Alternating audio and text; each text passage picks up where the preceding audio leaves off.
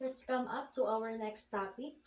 So our topic is all about Gestalt and Insight Learning Theory by Wolfgang Kuhlers. Contrasting with the incremental nature of trial and error learning, Gestalt theory introduces the concept of insight learning, a sudden understanding or aha moment.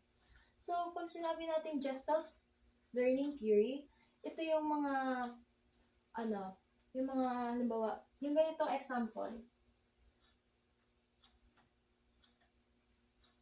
So, yan. So, ito po siya. Yan. Yan. Kung nakikita nyo po sa picture, is kung tayo pong mga tao may iba-iba tayong na-identify sa picture. Like ako, yung nakikita ko is puno. Pwede din siyang puno or pwede rin siyang chimpanzee na magkaharap yung parang ata to? Yung anong tawag dito? Tiger. Yan, magkaharap sila. Tapos may ibon. Yan. Tapos dito naman sa baba, basta parang may iba kang na-interpret sa isang picture na may iba-iba tayong interpretation. Yan yung Gestalt learning theory. And pag sinabi naman natin insight learning theory, so yun na nga, a sudden understanding like aha moment.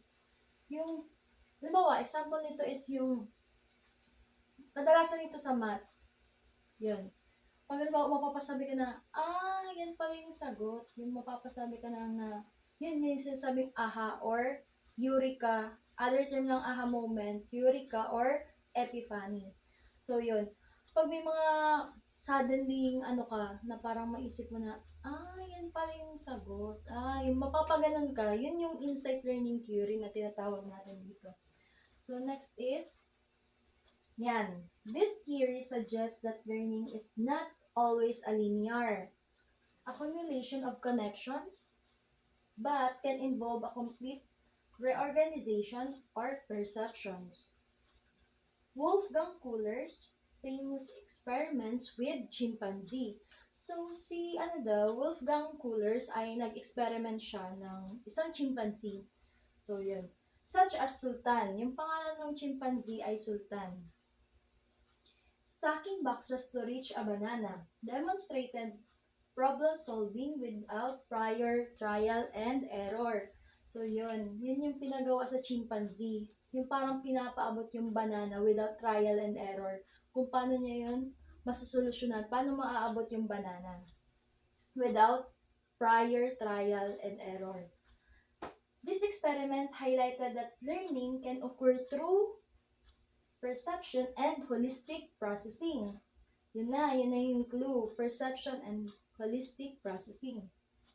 Where the learner grasps the entire situation rather than just isolated parts. So this perspective is vital for teaching strategies to see or foster critical thinking, yun, and creativity.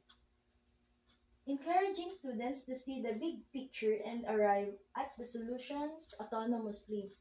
So, yun yung insight learning theory. Yun lang.